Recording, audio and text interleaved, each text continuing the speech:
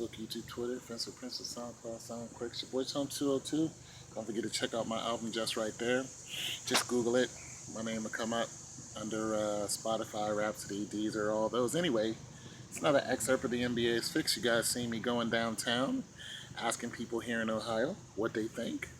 And if you haven't checked out those videos, check them out because a lot of people, they agree that it's fixed in some sort of way. Even if people say, no, it's not fixed, then they go, well, it's fixed to go to Game 7. I'm like, okay.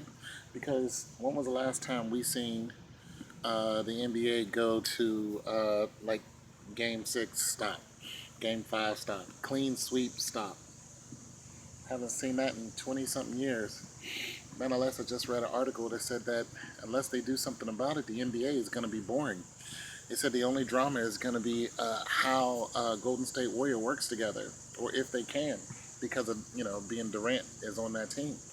So, and they said, it's going to be about how Cleveland may be able to stop them. I mean, that's the only drama because now they're a super team. And one guy said yesterday downtown, he said it's going to be like the Chicago Bulls dynasty.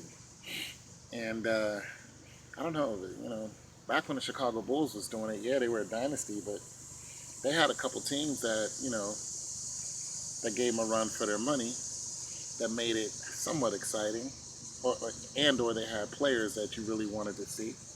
They still had Larry Bird, regardless of what Michael Jordan was doing. Robert Parrish, Larry Bird, those people were still, you still wanted to see those people. You know what I'm saying? Even young Kobe when he came in, Shaquille O'Neal, you still wanted to see those, KJ, you still wanted to see those players because they were excited. You know what I'm saying? They were Allen Iverson, you know what I'm saying? Those players were exciting to see, especially Allen Iverson, you know what I'm saying? And because he was a box office draw in Philadelphia. And so there were other major box office draws is what I'm saying. But yes, Michael Jordan brought Chicago up, so on and so forth. So you're looking at a dynasty. Here's the thing about Michael Jordan squad and Golden State Warriors. Here's the thing.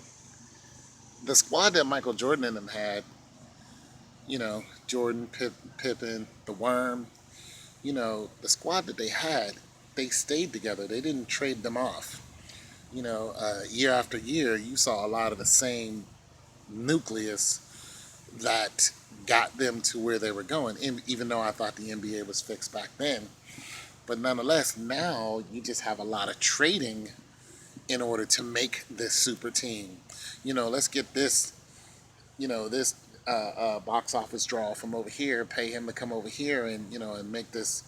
And it's just unbalanced, and it's just all about money, and everybody I talked to said it's all about the revenue. And this is what I was getting at before. Everything they're doing is all about keeping us enthralled within the game, and watching the game, looking at statistics, being wowed by the, $100 million contracts, 150 million, it's just crazy, regardless of what Carmelo Anthony is doing, you're still gonna be wowed by how much money he makes, even if you don't watch him. And that's part of the draw, even though they don't get all that money. I tried to break down contracts in another one of my videos, and how they lose pretty much half of what they're reported to get, and then they can lose even more. It depends on, when they took the deal, how they took the deal, what contract and how the contract was written up. Once you look at your taxes, then look at who wrote the contract up for you, then look at NBA fees. That number goes down quickly, because when you are, in $1 million, when you're making $1 million and more, I forgot where the tax bracket goes up at, but I know when you're in the 37, I think, percent tax bracket. That's in the $1 million range. So you're looking at 37% of what you're getting is gone just by taxes.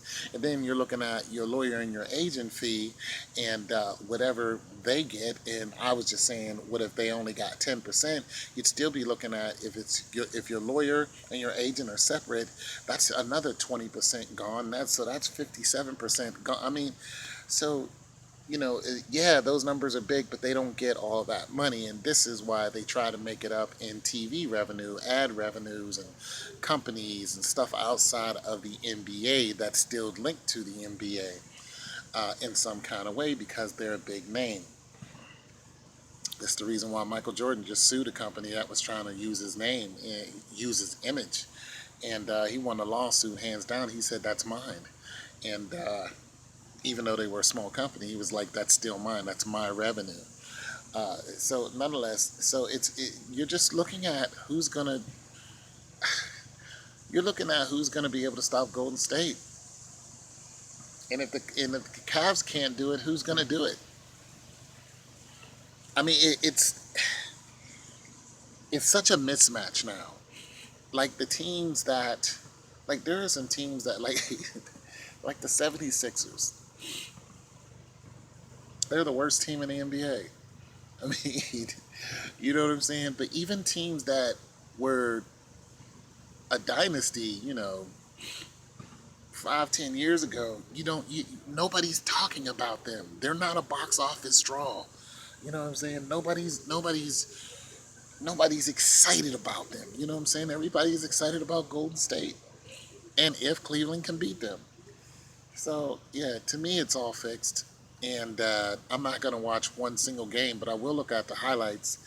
I will listen to the statistics so I can keep feeding you guys information.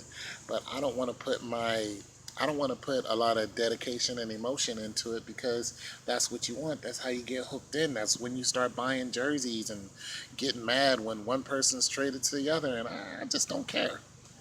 I just don't care. You know, uh, uh, I don't care about what they're doing to the point where I have to be involved. Is what I'm saying. I care about the fact that they're fooling people. You know what I'm saying? I do care about that. I care about the people. I don't really care about the game within the game. So that's just my opinion. And you guys let me know what you think. I believe it's fixed. I believe it's been fixed. I'm going to go downtown and get some more opinions. And like I said, these people live here in Ohio. So we're all affected by what LeBron James did and is doing. It's your boy Tone 202. Check me out at just right there. Peace.